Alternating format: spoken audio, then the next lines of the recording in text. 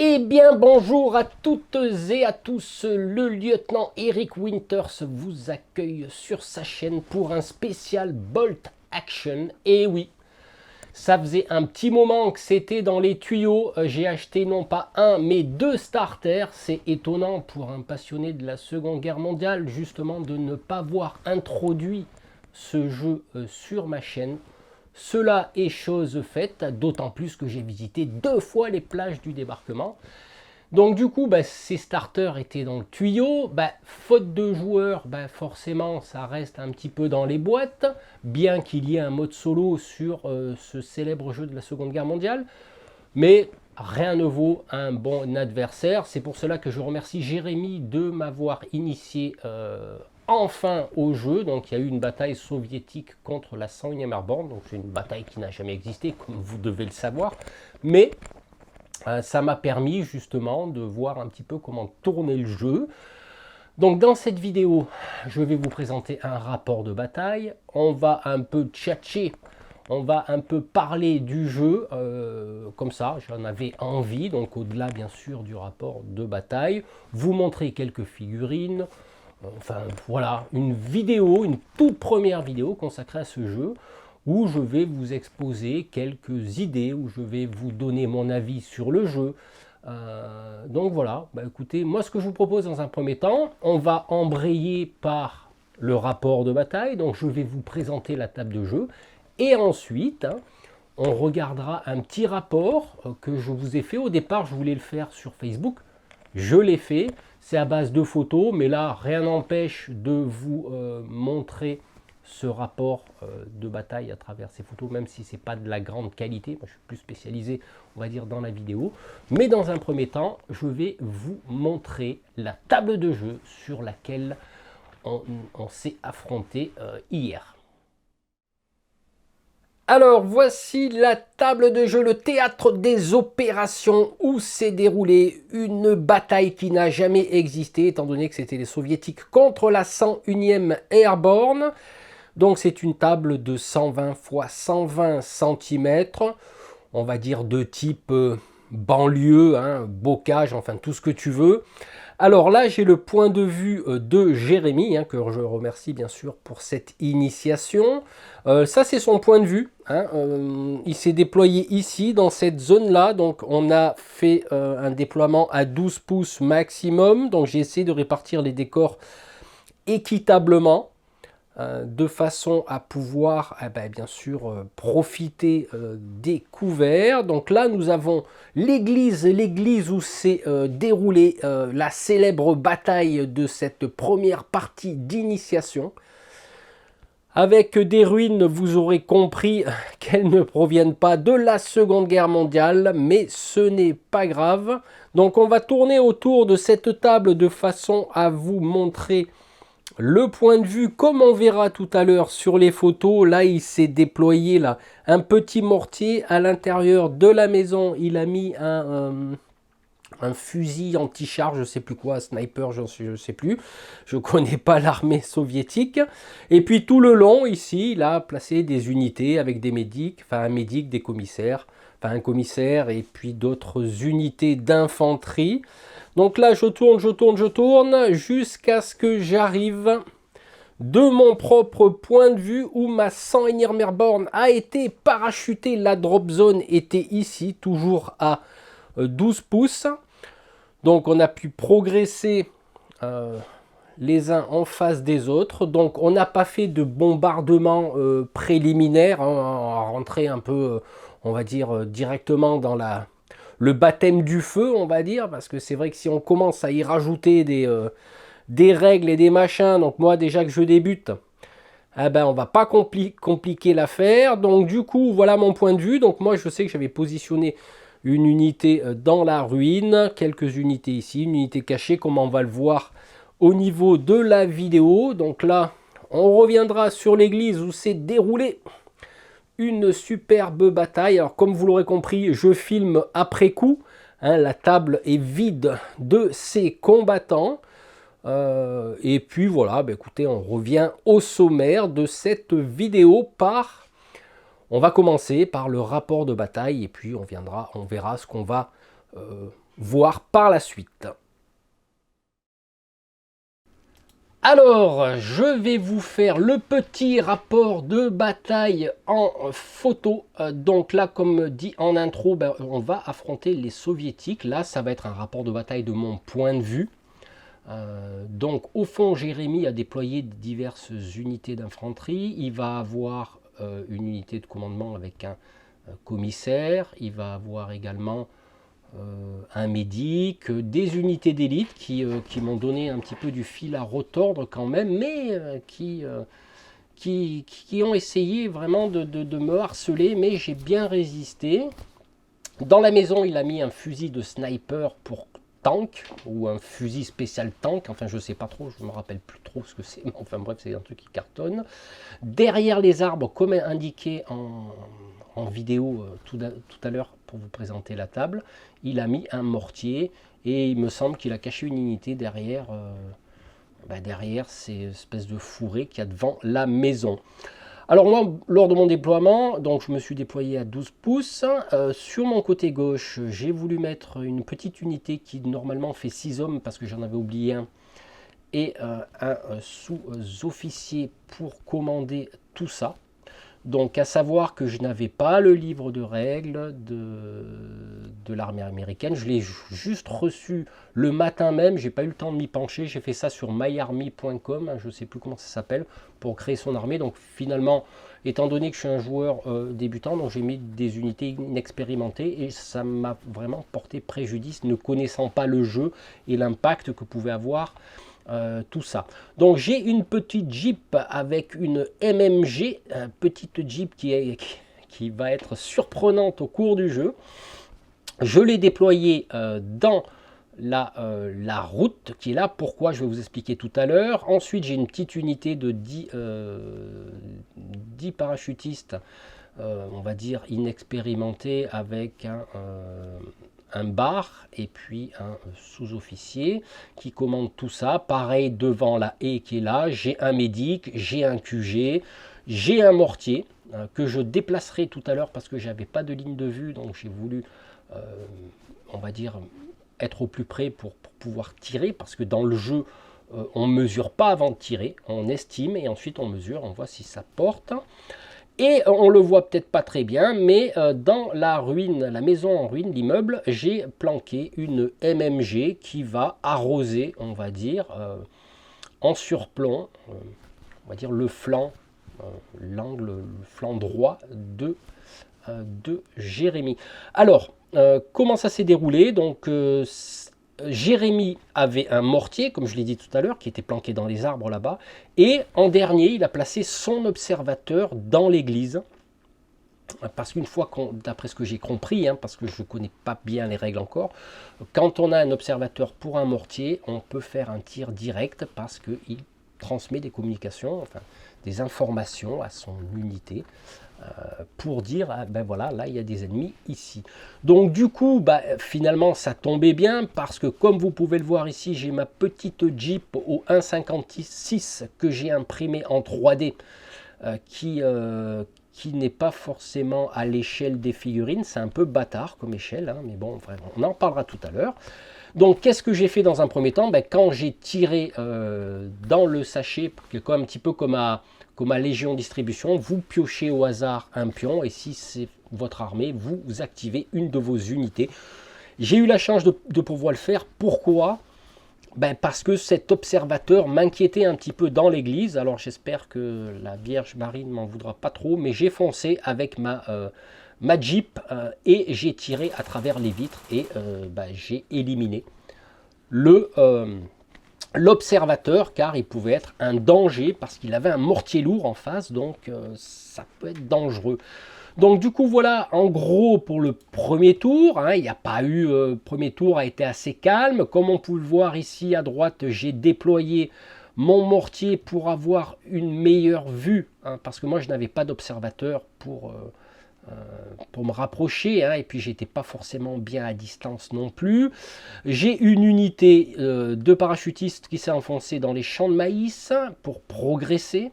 J'ai ma deuxième unité qui est restée dans un premier temps planquée, mais qui va se déplacer vers la haie au plus près de l'ennemi. Mon QG derrière va suivre. Comme on peut le voir tout à gauche, et là c'est là où j'ai essayé de tendre un petit piège, parce que des fois quand on joue, on oublie des unités, on ne les voit pas, comme ça m'est arrivé à Frostgrave. T'as un mec, il est planqué derrière un arbre, tu le vois pas, du coup il ronfle toute la partie. Du coup là j'ai un petit commando de 5 personnes qui est planqué derrière l'église pour essayer de surprendre Jérémy. Je vais le laisser passer un tour ou deux avant de les activer, hein, pour qu'il oublie mes unités un petit peu là, d'éclaireur on va dire, voilà. Du coup là on va rentrer dans le vif du sujet, là c'est les premiers tirs. Donc j'ai avancé mon unité au niveau de la haie, donc j'ai fait un run cette fois-ci pour me mettre au plus vite à couvert, et lui avance ses unités d'élite qui vont pas hésiter à me prendre pour cible tout à l'heure. Donc du coup là on peut voir que à ce niveau là j'ai déjà subi un tir, donc j'ai 2, 4, 6, 8, 9, j'ai déjà perdu un homme malheureusement. On a les unités d'élite qui vont avancer, on a une petite unité de soviets, hein, qui commence à sortir un petit peu du champ là et va essayer de prendre mon flanc droit. Et moi je sais que j'ai pu faire un tir parce que je voyais, alors au niveau des haies on a considéré que c'est des haies légères et qu'on pouvait voir au travers. À vérifier, il y avait des petits questionnements de ma part sur les on va dire sur les lignes de vue, sur les couverts. Donc comme je connais pas bien, je me fie à ce que dit Jérémy. Donc du coup c'est vrai que là il faudra qu'on se mette d'accord sur les lignes de vue et la visibilité quand on joue. Donc du coup qu'est-ce qui se passe ici? Comme vous pouvez le voir, mon unité de parachutiste commence à subir un petit peu plus de stress. Nous avons ici une unité de soviets qui commence à attaquer mon flanc droit. Alors je ne me rappelle plus si c'est eux qui ont tiré, il me semble que oui, ou si c'est l'unité des litres de vodka, des litres de vodka, voilà, ouais. Oui, c'est une unité d'élite qui porte des plaques de blindage sur, sur le torse, donc du coup ils sont très très difficiles à avoir. Alors moi j'ai fait un petit coup de... J'avais mon Yorkshire, bon il comptait pas comme une unité, hein. Je l'ai envoyé vers Jérémy, il lui a lâché une caisse, il a perturbé. T'es mort de rire. Gaz lacrymogène, hein. Voilà, c'était un espion, le petit Yorkshire. Alors du coup, je reprends. Donc effectivement, ils vont essayer de se mettre à couvert dans la maison. Font-ils changer de stratégie? Je ne sais pas. Effectivement, là, j'en profite que ma MMG qui est planquée dans les ruines du bâtiment ouvre le feu avec peu de résultats, comme tout jeu avec des dés. Forcément, c'est pas évident, même si j'ai 5 tirs, c'est jamais évident. Là, comme vous pouvez le voir, mon unité de para qui est planquée derrière la haie commence à subir un petit peu du stress. Mon mortier a de la chance parce qu'il peut quand même un petit peu riposter sans faire grand chose non plus. Comme on peut le voir ici, ça continue à avancer. J'ai été un petit peu cloué derrière cette haie parce que j'avais les tirs de l'unité qui sortait à découvert et puis j'avais aussi les tirs de l'unité qui est dans les ruines, hein. Alors peut-être qu'on ne voit pas bien derrière la haie, je crois qu'il y avait une figurine. Alors comme je vous dis, c'est des lignes de vue, ça à discuter. Ensuite, là vous voyez, mon unité de parachutiste commence à Wet Watcher, hein, commence à mincir. Il me reste 4 bonhommes, malgré que mon QG soit derrière pour les jets de commandement, car vous voyez que au niveau des pins, hein, j'ai 4 points de stress. Donc du coup, c'est pas terrible. Et l'unité d'élite soviète vient au contact de la haie. On peut le voir sur la droite que l'unité qui est sortie à couvert, qui a commencé à attaquer mon flanc droit, commence à être un petit peu dangereuse. Et tout doucement, on peut voir en haut à gauche une unité d'infanterie russe qui vient se mettre au contact de la haie pour essayer de passer de l'autre côté de la rue et joindre l'église. Du coup, comme vous pouvez le voir ici, ils sont à couvert derrière une haie. Automatiquement, j'envoie une troupe d'infanterie parachutiste derrière la haie à couvert afin de les attendre éventuellement d'avoir une ligne de vue pour les tirer comme des lapins. Mais ma courageuse Jeep vient se mettre en couvert lourd pour empêcher, on va dire, cette unité de venir se mettre à couvert dans l'église. Alors là va être la célèbre bataille de l'église. Eh oui, ça a existé, mais chez moi, pas dans l'histoire. Donc la petite Jeep a fait des dégâts. Alors comme vous pouvez le voir ici sur votre gauche, là où il y a la flèche, parce que je mets des flèches comme ça, vous voyez. Là, j'ai pris mes commandos, mon petit groupe de commandos, pour venir dans l'église et commencer à mitrailler les Russes qui sont derrière la haie. Donc chacun est à une fenêtre postée, ainsi que la porte ouverte, et on commence à allumer pour les empêcher de gagner du terrain. Et pour l'instant, l'unité d'infanterie qui est en bas à droite ne bougera pas. Ensuite, elle va rejoindre la Jeep, suivie bien sûr du sous-officier et du soldat qui est équipé d'une barre. Donc là, va y avoir des coups de feu qu'on va s'échanger, mais il n'y a pas grand-chose qui va se passer pour le moment. Là, je commence à m'inquiéter un petit peu parce que je suis venu avec mon médic dans les ruines pour essayer d'atteindre mon unité et voir si je pouvais quand même sauvegarder des blessures, mais l'unité d'élite soviète de Jérémy sort du bois, on va dire, ou sort des ruines et va venir au contact de l'infanterie et de la Jeep qui est planquée derrière les murs.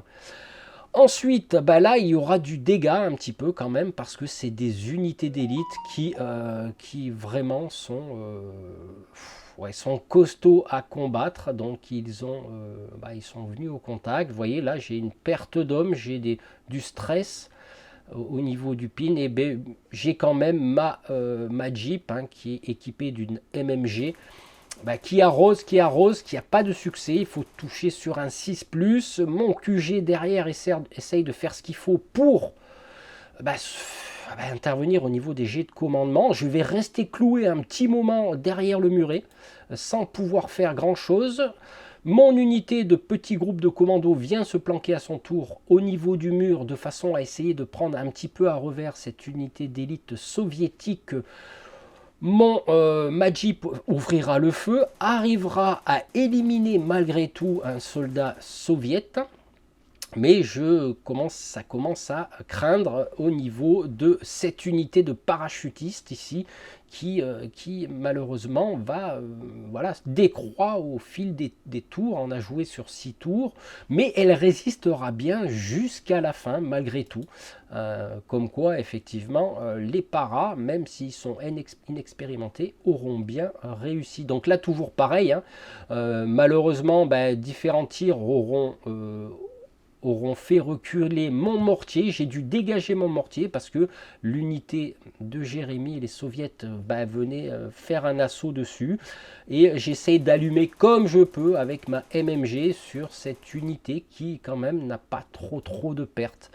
Là pareil, on est toujours dans la bataille de l'église, ça bastonne sec. J'arrive petit à petit à éliminer les soldats qui sont derrière la haie.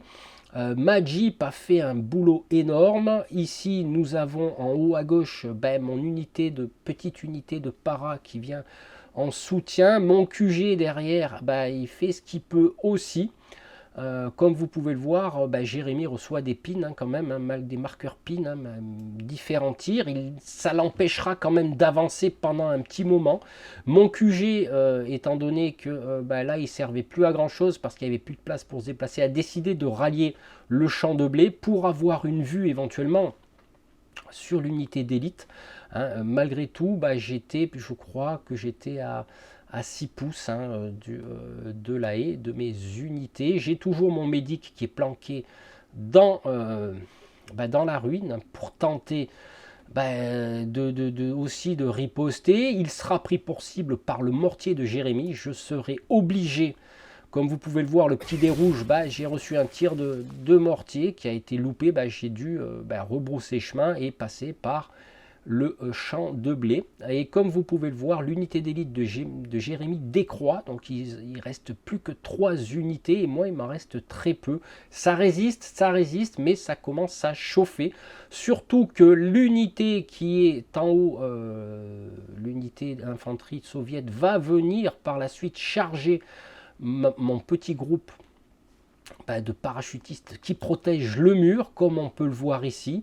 Il y aura des combats relativement sanglants, hein, de part et d'autre des pertes, comme on peut le voir, mais on résiste, on fait comme on peut. Là, vous voyez, l'unité d'élite se prend des pines, ça résiste, les paras résistent pour conserver l'église, donc conserver le drapeau américain sur l'église, donc ça tire, ça tiraille à droite à gauche. Donc là, là maintenant il va y avoir une charge, d'une autre unité et ça va commencer à chauffer. Voilà, et effectivement ce qui a dû arriver arrivera. Donc mon unité qui était planquée sur le mur du haut a totalement disparu, mais a infligé pas mal de pertes aussi du côté allié, du côté soviète, parce qu'étant donné il lui reste plus que une figurine de son unité. Et comme on peut le voir, il y a 5 figurines qui sont encore là pour venir tenter de prendre l'église qui restera américaine jusqu'au bout. Donc ça tiraille, ça tiraille. Ensuite ici, vous voyez là, sortant des fourrés, vous avez l'unité ou le restant d'unité qui a subi quand même quelques pertes de ma MMG planquée dans le bâtiment, va venir malgré tout charger mon mortier léger. Alors, pour information, mortier léger, je prendrai un lourd la prochaine fois, ou un moyen. Donc là, sur mon socle, comme vous pouvez le voir, j'ai perdu 2 de mes bonhommes. Alors moi, je les socle, hein. Il y en a qui les mettent autour. Moi, je sais que je socle tout. Alors, bon, peu importe, on s'en fout. Donc du coup, là, ils vont charger le mortier. Hein. Et puis bon, un mortier chargé au corps à corps, vous voyez ce que ça donne. Il n'y a plus grand-chose. Et malgré tout, l'unité soviétique Jérémy va marquer un point de victoire en étant dans ma zone de déploiement. Alors je crois que c'était 4 ou 5 à 2. Je recalculerai parce que je ne me rappelle plus combien j'ai perdu d'unités. Mais bon, de toute façon, peu importe, hein, parce que là, de toute façon, j'avais perdu. Mais comme je suis bon joueur, je vais jusqu'au bout. Et on aura fait un 6e tour. On a jeté un dé. Non, je crois que c'était sur 4 ou 5 tours, je me rappelle, on jette un dé, s'il y avait 6 ou 4 ou 5 ou 6, je ne me rappelle plus exactement, on faisait un tour supplémentaire.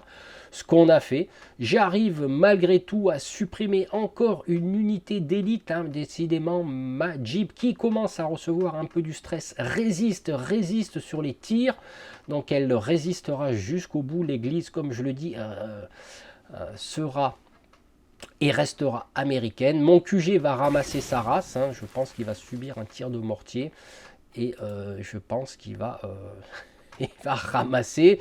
Donc là vous pouvez le voir, hein, je suis encore pris pour cible, hein, donc ça malheureusement c'est comme ça que ça se passe. Voilà, donc du coup pour le rapport de bataille, comme vous l'aurez compris, c'était intense, c'était une première fois pour moi. Je trouve ça sympa. Pas que j'ai mal joué, mais j'ai mal construit mon armée. Je n'avais pas le bouquin de règles, je ne connais pas le jeu, je ne sais pas les unités inexpérimentées, régulières, vétérans, surtout que je suis allé sur Easy Army, la première fois que j'y vais, je recherche des trucs, je clique sur toutes les listes, Opération Torche, je me suis dit c'est cool, on va mettre le feu, Opération Torche. En fait j'avais des unités expérimentées parce que je ne savais pas comment ça fonctionne pour sélectionner des unités vétérans. Donc on a joué une partie à 500 points. Donc voilà, écoutez, maintenant ce que je vous propose de faire, c'est qu'on discute un petit peu des figurines et des véhicules, et puis en fin de partie, je vous expliquerai ce que je pense du jeu. Allez, le moment tant attendu, les figurines. Alors c'est une échelle un petit peu, c'est du 28 mm avec le socle, hein, j'ai calculé, voilà. Bon, peu importe. Donc là, je ne me suis pas emmerdé, hein, pour la peinture. J'y suis allé tout au contraste. Hein. Tenue, une sous-couche claire, un sépia, en fait, tout au contraste. Les chaussures, les machins. Enfin bref, j'ai voulu que ça fasse un effet de masse. Parce qu'autrement, j'ai pas envie de passer 148 ans à peindre mes figurines. Je me suis un peu plus appliqué sur la tenue. des éclaircissements, mais il faut que ça ressemble à quelque chose. Alors en gros, j'ai peint une trentaine de bonhommes en 2 ou 3 jours, le temps que ça sèche. Parce que ça, c'est embêtant le séchage. C'est pour ça que quand t'en peins 20 d'affilée, bah, ça a le temps de sécher. Tu reviens à la première. Et puis voilà, donc j'ai agrémenté bien sûr les quelques socles. Alors moi, je les socle, hein, les figurines. Il y en a qui les mettent autour. Bon, moi, je les mets dessus. Puis je mets un dé s'il y a une perte. Hein, voilà, chacun, les puristes, hein, tu sais, moi, ceux qui mangent la purée. Bah, ouais, j'en reviens un petit peu avec 40 ans d'expérience. Donc moi, c'est le jeu qui prime en priorité. Parce que s'il faut avoir la bonne figurine avec le bon fusil et puis le machin, bon bref, non, ça m'intéresse pas. Donc là, là on a ma HMG, donc Heavy Machine Gun. Là on a ma MMG, donc la Medium. Et là on a mon mortier. Alors mortier que je peux convertir en mortier lourd, en mortier léger, mortier moyen, enfin ce que tu veux quoi. Donc voilà en gros une partie de mes figurines. Je vous montrerai après ce qui est en train d'être peint. Au niveau des Allemands, j'ai commencé à peindre des Waffen-SS parce qu'il faut bien un ennemi et pourquoi pas aussi jouer les Allemands. Donc voilà, là par contre je me suis légèrement plus appliqué au niveau peinture. Pour le reste, comme je vous ai dit, c'est du contraste. On va passer au véhicule. Alors véhicule, on va regarder les différentes échelles parce que comme vous pouvez le voir là, alors je vais reculer un petit peu, voilà. Alors, de gauche à droite. Alors, de gauche à droite, ça, c'est une collection de voitures que je crois que c'était Hachette qui faisait ça. Je ne me rappelle plus. Donc là, c'est au 1,43e. On peut voir quand même que c'est à côté d'une figurine. C'est quand même un petit peu gros. Hop, fais un zoom rapide. Ouais, c'est un petit peu gros. Mais bon, hein, c'est un véhicule. Là, par contre, la Jeep, vous voyez, elle est petite. Et pourtant, c'est un fichier que j'ai téléchargé sur Thingiverse qui l'annonçait comme du 1,56. Alors, est-ce que c'est respecter la taille? Je ne sais pas, parce que ça me paraît du 1,56. Pareil pour le camion qui est là, qui est en cours de peinture par la suite, hein, 1,56, ainsi que le canon qui est là-bas. Voilà, donc 1,56, ça me paraît un peu petit. C'est peut-être une échelle bâtarde. Hein.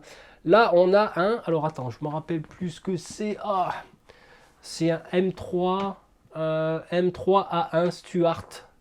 Voilà, que j'ai un peu arrangé là parce que j'ai pété le canon. C'est de l'impression 3D 1,56 aussi. On peut le voir au niveau de la figurine. Alors vous allez peut-être rigoler. Donc là, j'ai pété le camion. Donc du coup, j'ai mis un coton-tige pour symboliser le camion. Là, je lui ai mis un petit filet à base de gaz. Là, je lui ai collé un bidon. Et puis là, ici, vous allez rigoler. C'est une patte. Alors, je trouvais pas de espèce de roue là, du tank, je sais pas comment ça s'appelle. Donc, j'y ai collé une patte. Voilà, une patte qui se mange. Voilà, pour rigoler. Donc ça, c'est un Sherman par contre. Alors là, le Sherman, je l'ai acheté de Warlord Game. Donc là, c'est l'échelle. Donc là, c'est le Stuart, c'est un M3. Oh, attends, je me tourne. M3, un Stuart. Donc 1,56 sur Thingiverse. Bon, par rapport à la figurine, ouais, c'est un light tank, donc c'est un tank léger comparé au Stuart. Voilà. Et là, par contre, on est dans du 1,43. Là, c'est du monstrueux. C'est un Panzer que j'avais peint pour Walking Dead. Voilà, au niveau des figurines, en gros, ce que ça peut donner au niveau de l'échelle. Donc c'est vrai que pour les impressions 3D, allez, comme je vous y disais, moi je suis pas un puriste, attention, là on s'amuse, hein, le but du jeu c'est s'amuser. Là si ma Jeep elle est petite, elle est petite, c'est pas grave. Hein, c'est pas parce qu'elle est petite, hein, comme vous avez pu le voir, elle est résistante. C'est juste que ça montre ce que c'est sur la table de jeu. Limite, on s'en fout. Moi, je suis pas. Même au niveau des fusils, il faut qu'il y ait les figurines de ton unité. Il faut qu'il y ait les fusils. Il faut que ça ressemble au modèle et machin. Alors, du coup, avec 2 starters, moi j'ai un peu monté ça à la va comme je te pousse. Et puis, du coup, selon les unités, tu as droit à des pistolets mitrailleurs. Tu as droit à un fusil, machin, un truc. Il y a les points à calculer. Enfin, bref, moi j'ai monté ça comme ça. Mais bon, je vais me perfectionner. Et puis voilà, je pense que j'ai fait le tour. On va juste jeter un petit coup d'œil sur ce qui... Hop, alors là en haut, vous voyez, donc j'ai 2 starters. Hein, donc Il y a de quoi faire. Et puis dans les petites boîtes en plastique, Orpin Frostgrave, j'ai encore des trucs. Et puis là, pareil. Ici, pareil. Donc j'ai des trucs en attente. Voilà. Donc du coup, ça c'est de l'impression 3D. C'est bien ces petites plaques là. Tu peux les empiler les unes sur les autres. Donc effectivement, là, là c'est en cours de peinture. Comme je vous disais. Alors mince, on ne voit pas. J'ai la lampe dans le dos. Ça fait de l'ombre. Que je vais y arriver, c'est jamais, j'aime pas filmer à une main, c'est dégueu. Donc voilà, donc là, une sous-couche couleur ocre, j'ai mis un lavis et le casque pareil. Alors j'attends les décalcos. Normalement, j'ai commandé ça chez Warlord. Il devrait me livrer les décalcos pour mettre les décalcos de la Easy Company sur les casques et sur les manches, hein, les Screaming Eagle et puis le drapeau américain aussi. Voilà, pour que ça soit plus réaliste. Voilà, je suis un peu geek. Et là, j'ai imprimé aussi un... Oh putain, casse tout là. Je me rappelle plus ce que c'est ça. Donc c'est un tank américain. Enfin non, c'est il a des chenilles et puis il a un canon sur le... Voilà, ça j'ai imprimé. Je m'amuse. Vous voyez, le but c'est s'amuser. Puis là, j'ai acheté ça aussi. Ouais. Encore une HMG. Voilà. Une deuxième unité d'HMG. Voilà, voilà. Écoutez, voilà. Écoutez, on va conclure tout ça. Donc voilà, petite conclusion pour vous dire ce que je pense du jeu. Donc c'est un jeu qui est bien sympa. Il est très très riche forcément parce que à l'époque, il y avait des tas d'innovations au niveau des armes, des tas de plein de trucs, des avions, des tanks, voilà, il y a tout là au niveau richesse du jeu. Pour ceux qui sont passionnés de la Seconde Guerre mondiale, vous allez vous régaler. Moi, je le découvre, alors il existe depuis un moment quand même, hein, mais bon, comme je vous ai dit, quand vous n'avez pas de joueurs, et solo c'est bien, mais bon, il y a de la défensive, hein, quand vous jouez en solo, vous allez vous déplacer contre un adversaire imaginaire qui va défendre. Il existe un mode solo que j'ai récupéré quelque part. Pourquoi pas, hein, à tester. Donc c'est un jeu qui est très riche. Bien sûr, on va avoir une part aléatoire au niveau des dés, et ça c'est une certitude. Donc du coup, vous avez beau être un vétéran avec tout ce que vous voulez, si vous faites des 1, terminares, quoi, il n'y a plus personne. Donc du coup, voilà, ça reste de l'aléatoire. Hein, c'est toujours à base de dés, ça reste toujours de l'aléatoire. Après maintenant, effectivement, il faut penser à bien construire son armée, à bien réfléchir ce qu'on veut faire, surtout sur des parties à 500 points, on n'a pas excessivement beaucoup d'unités, voire peut-être moi privilégier des unités régulières, mettre une unité vétéran, enfin bref, l'armée américaine, il y a un choix énorme, puis il y a des règles spécifiques qu'il faut justement étudier. J'ai le bouquin, alors je me suis fait plaisir, bien sûr, vous me connaissez.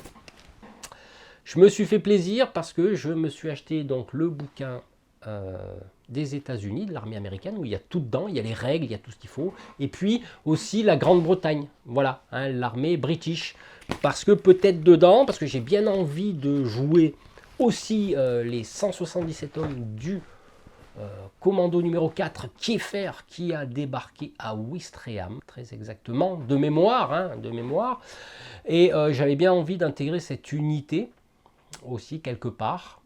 Et puis aussi les Canadiens, j'aime bien le Canada, voilà pourquoi j'ai envie d'explorer plusieurs choses pour me faire plaisir. Donc très bon jeu. Puis en plus les variétés des décors, la variété des théâtres d'opération, on peut faire le débarquement, on peut faire Bastogne, on peut faire opération Market Garden, on peut jouer en Afrique, en Italie, en Sicile. Bref, bon, bien sûr que la France a été un petit peu, entre parenthèses, le point central d'où est parti effectivement tout ça. Mais j'adhère bien, c'est sympa, je peux me régaler, je ne me suis pas embêté au niveau des peintures de figurines, hein, contraste et compagnie. Et puis voilà, écoutez, de toute façon, ça n'est qu'une rafale de mitraillettes de ce que vous allez voir sur la chaîne. On se lance un peu dans le bolt action, c'est... On va dire la période qui me plaît le plus en matière de jeu de stratégie, Seconde Guerre mondiale, donc voilà, c'est pour ça. Donc du coup, on se retrouve très bientôt. Il y en a qui vont, il y a d'autres vidéos qui vont sortir sur ce jeu, notamment quelques petits pimps et quelques petites astuces. Voilà. Mais écoutez, je vous remercie d'avoir vu cette vidéo. J'espère que j'ai pas trop papotaché, hein, parloté, tchatché, hein, parce que quand on est passionné, on passerait des heures parler. Voilà. Sur ce, je vous envoie une grenade fumigène et je vous retrouve très bientôt. Allez, ciao!